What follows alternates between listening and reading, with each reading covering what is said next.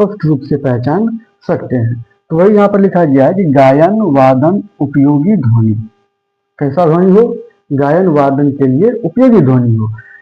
तो उस ध्वनि का सूक्ष्म भाग श्रुति कहलाता है, जो सुनकर एक दूसरे से अलग अलग स्पष्ट रूप से पहचाना जा सके।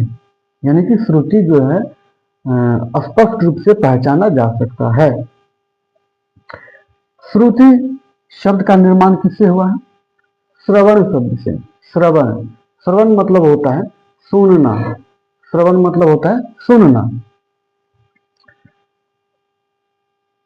श्रवण का अर्थ सुनना, अर्थात वह सूक्ष्म ध्वनि जो सुनकर स्पष्ट रूप से एक दूसरे से पृथक रूप में पहचानी जा सके। पृथक मीन्स क्या होता है? पृथक मीन्स होता है अलग, अलग अलग, पृथक मीन्स अलग अलग, अलग अलग रूप में पहचानी जा सके, वही श्रुति कहलाता है। आप लोग देख चुके हैं। देखिए एक सप्तक में 7 स्वर होते हैं और 7 स्वर में 22 श्रुतियां होती हैं। एक सप्तक में 7 स्वर कौन कौन सब बताया था इससे पहले? सा, रे, ग, म, प, ध, नी, ये 7 स्वर हैं एक सप्तक में, और एक सप्तक में कुल 22 श्रुतियां हैं। ये ख्याल रखिएगा आप लोग ऑब्जेक्टिव के लिए। कुल 22 श्रुतियां हैं। 22 श्रुतियां कौन कौन सा है? यहाँ लीजिए, ये निम्नलिखित है। पहला है तीव्रा, कुमुद्वती, मंदा, छंदोवती, दयावती, रंजनी, रक्तिका, कहीं कहीं पर रक्तिका भी लिखा जाता है, रौद्री, क्रोध, वज्रिका, प्रसारिणी, प्रीति, मार्जनी, क्षिति, रक्ता, संदीपनी, अलापिनी, मदंती, रोहिणी, रम्या, उग्रा, क्षोभिनी। तो आप लोग से निवेदन है कि ये जो 22 श्रुतियां हैं इसको बिल्कुल आप लोग रट लें, यानी कैसे समझिए कि होठ पर रहना चाहिए। ऐसे तीव्रा, कुमुद्वती, मंदा, छंदोवती, दयावती, रंजनी, रक्तिका, रौद्री, क्रोधा, वज्रिका, प्रसारणी, प्रीति, मार्जनी, क्षिति, रक्ता, संदीपनी, अलापनी, मदंती, रोहिणी, रम्या, उग्रा, क्षोभिनी। और हाँ, याद जो आप लोग इसको कीजिएगा तो वो एक क्रम से होना चाहिए। आगे इसका काम है 7 स्वर है ना, 7 स्वर पे ये बैठेंगे, समझ रहे हैं? तो 7 स्वर में 22 को कैसे बैठाना है उसका भी रूल दिया हुआ है, तो आगे बताएंगे इसके बारे में। तो आप लोग से अनुरोध है कि इसको क्रम से याद कीजिएगा और सीरियली वाइज आना चाहिए। 22 श्रुतियां टोटल याद रहनी चाहिए। तो आप लोगों ने जान लिया कि श्रुति क्या है। श्रुति यानी ध्वनि का सबसे छोटा भाग जिसको सुन करके हम लोग अलग अलग रूप में पहचान सकते हैं। यानी कि मानकर चलिए किसी हारमोनियम का आवाज है, ठीक है, फिर कहीं तबला बज गया, ठीक है, तो दोनों की अलग अलग ध्वनियां हैं, तो दोनों की अलग अलग ध्वनियां हैं, तो दोनों की ध्वनि का जो सबसे सूक्ष्म भाग है वही श्रुति कहलाया।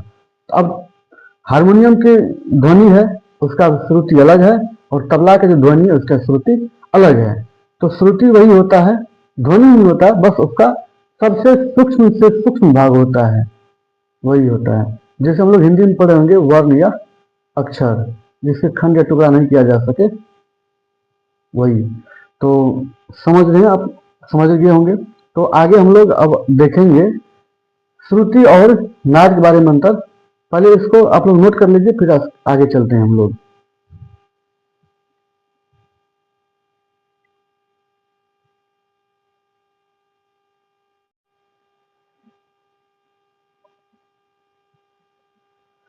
अब हम लोग देख लेते हैं नाद तथा श्रुति में अंतर क्या है। तो संगीत उपयोगी ध्वनि को नाद कहा जाता है, जैसा कि आप लोगों ने पहले जान लिया है। परंतु ध्वनि या नाद के उस सूक्ष्म टुकड़े को, ये छोटे से छोटे टुकड़े को या अंश को, टुकड़ा का ही दूसरा नाम अंश है, श्रुति कहा जाता है।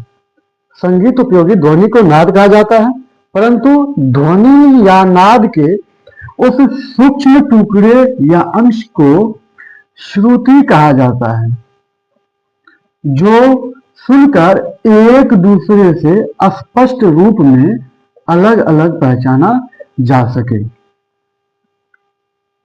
यानी नाद संगीत उपयोगी ध्वनि को कहते हैं, और नाद का ही सबसे छोटा टुकड़ा, छोटा अंश श्रुति है।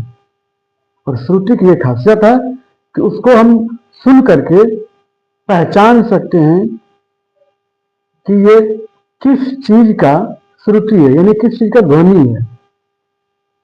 समझ रहे हैं? तो यही है, जैसे हारमोनियम हो गया, तबला हो गया, व्यक्ति की आवाज हो गया, विभिन्न व्यक्तियों की आवाज हो गई, और उसके बाद किसी भी चीज का आप आवाज ले लीजिए, मशीनों की आवाज ले लीजिए, तो हम लोग जान पाते हैं किसके कारण, वो नाद के कारण। और नाद का ही सबसे छोटा टुकड़ा क्या है? श्रुति है। यानी कि श्रुति से ही ध्वनि की उत्पत्ति हुई है, यानी ध्वनि का सबसे छोटा टुकड़ा श्रुति ही है। तो ये रहा अंतर, आप लोग समझ गए होंगे। तो आप लोग से रिक्वेस्ट है कि इस चैनल को जहां तक हो सके आगे से आगे बढ़ाते जाइए। आप लोग सब्सक्राइब कीजिए ही कीजिए।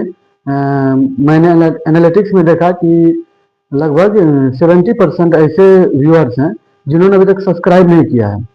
तो उनसे आग्रह है कि सब्सक्राइब कर लीजिए, लाइक कीजिए, शेयर कीजिए, और साथ ही कमेंट करना ना भूलें कि आपको वीडियो कैसा लगा, और आपको अपने पठन पाठन के लिए और क्या चाहिए इस विषय को लेकर के हम वो चीज आपके सामने में अवश्य रखेंगे। तो आप लोग इस पर ध्यान दीजिएगा। धन्यवाद। जय हिंद। मिलते हैं नेक्स्ट वीडियो में। धन्यवाद।